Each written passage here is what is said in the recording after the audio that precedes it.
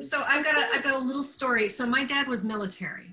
Mm-hmm. He did his degree in psychology in the 70s in Manitoba. His main paper was on how homosexuality was a mental defect. Whoa. Forward, like 30 years in the future, I meet my husband, whose mom is gay. So we're having Easter brunch with my parents. Oh no. And I'm just like, oh, okay, this could be very interesting. And it was perfectly fine because they're all adults, they're all respectful, but my dad had never met a lesbian to his knowledge. Afterwards, his knowledge. Dad, I said, hey, I want to thank you for just being open. I want to thank you for that. And he says, well, they didn't make any cracks about the military, so I didn't make any cracks about being lesbians, right? So this happened when we first got together. Then later on, my husband was a sperm donor for a lesbian couple. I was a surrogate for a gay couple. My dad had never really met gay men before, but because he'd had his introduction through lesbianism, there we go. And right? He was open. So I find it interesting that kind of introduction, that knowledge of something other than yourself, other than your set worldview, is so helpful to broadening your horizons, as you said, Louis, that you're aware of and that you're trying to do for yourself, because otherwise you realize I'm just an asshole.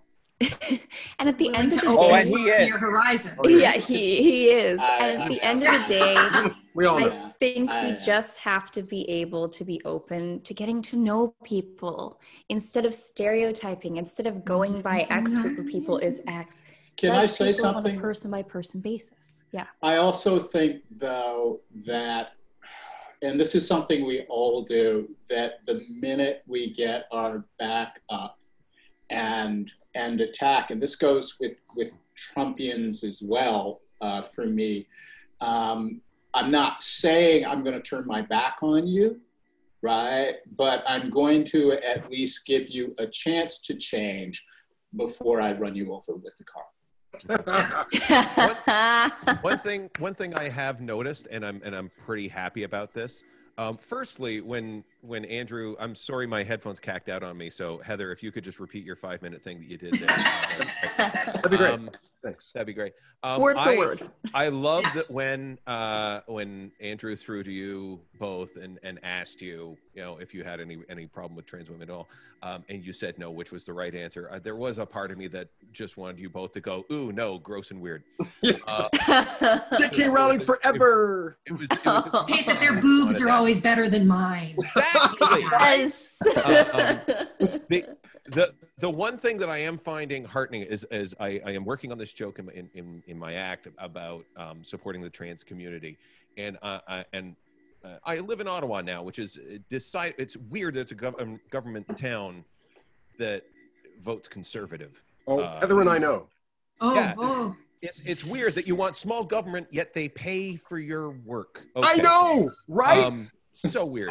But like in Toronto, if you come out as supporting the trans community, I mean, it's accepted, right? They go, yeah, and what I'm heartened to see is that even in the smaller communities and in Ottawa here specifically, when I do a sort of a support of the trans community joke, there is much more acceptance. There's a lot less backup, and maybe it's just like maybe comedy audiences are a little more savvy and more worldly, and maybe, I don't know, I'm still figuring it out here, but at least I'm heartened by the fact that the discussion is not odd.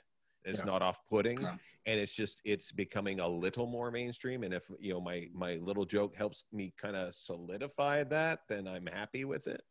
I think it's funny too, because so my mom, who is very much a product of growing up in the 50s and Leave It to Beaverland and all of that, and my people. Yes.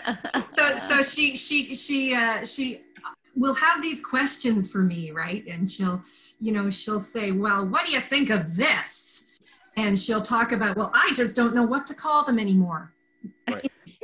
Right? I just don't know. I said, Mom, you just call them whatever they want to be called. Just ask.